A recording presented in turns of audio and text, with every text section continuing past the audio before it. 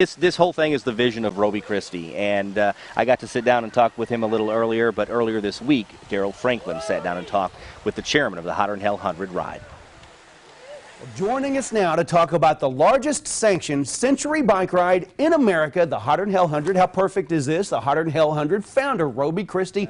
And this is perfect, too, because this is airing Saturday morning of the ride. Yes, we're really proud of Hotter Than Hell and a lot of the things that it's done for the community. Does it seem like 38 times this has happened? No. You know, on one hand, it seems like it's been forever ago. It's been half of my life, more than half of my life. And but then I look back and I think, well, when did that happen? You know, it's just a short while. It ends up being years ago. and from the very beginning, it almost didn't happen. I mean, we almost had ourselves a marathon. We almost had a rocking chair marathon. Can you imagine? Yeah, it was recommended that at the time rocking chair marathons were really hot, and so they wanted us to gather up a whole lot of people, put them in rocking chairs at the mall, and see who could rock the longest.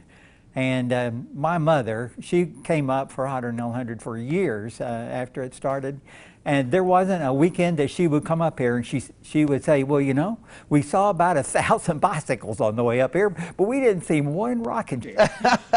And thank goodness they didn't go down that way. So from the very beginning, it was a huge hit, and we'll talk about that. But it was also, if I remember right, controversial, something to do with the name. When we were having our meeting to talk about the fact that we were asked to come up with a kickoff event for the centennial, and I had proposed that to our bicycle club that, well, let's get a hold of that and let's do something. And I had never even been to a bike ride. Some of the others had been. We had some really seasoned cyclists in the group. That one guy, he worked out at PPG, Al Miller. Oh, for fun, he would ride to Lubbock and back. For fun? For fun, over a weekend. So we had some people that really knew cycling, and so I suggested the ride, and we talked about the distances, and nobody here locally had ever ridden 100 miles. Al Miller had. One of the guys said, so now, when is that going to be? I said, it's going to be August. And they said, well, that's just going to be hotter than hell. And then his jaw just dropped open. He said, that's got to be the name. Well, it makes sense. It always has stuck. And from the very beginning, it was a record breaker the first year, right? Yes, the biggest ride the very first year. We had looked because we didn't have a lot of clue on how many people we might expect, so we did a little research out there in the cycling community, and we found that the largest ride was in Colorado Springs, and it was right at 400 riders. Yeah, we had, what, 3 times? We had 1,200 riders. My goodness. And it was amazing. You know, this has been an amazing thing since the word go, because, well, and it still gives me chill bumps. I don't get that, but it does. It was a big ride the first year. We ran out of numbers. You had to go shopping, didn't you? Yeah, we went shopping, went to a grocery store, bought a bunch of paper plates, and started writing numbers on paper plates.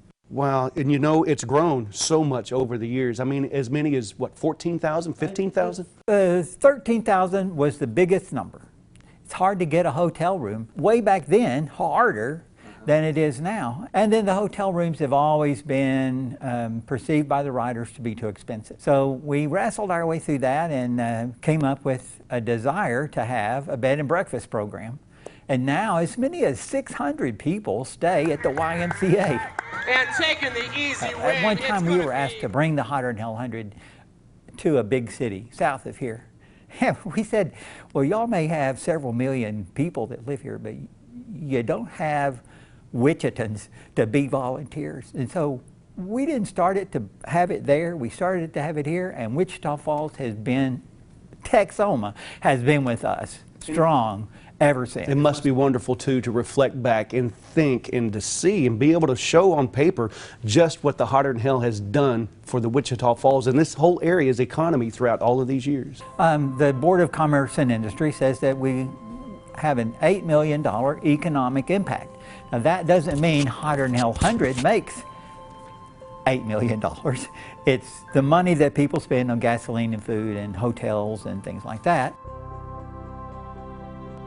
Well, thanks so much for stopping by and talking with us. I know about an event that's so near to your heart, but also all of Texoma's hearts. They really take pride in the Hotter Hell 100, and we really do appreciate it. Well, TV3's been with us since the very first day.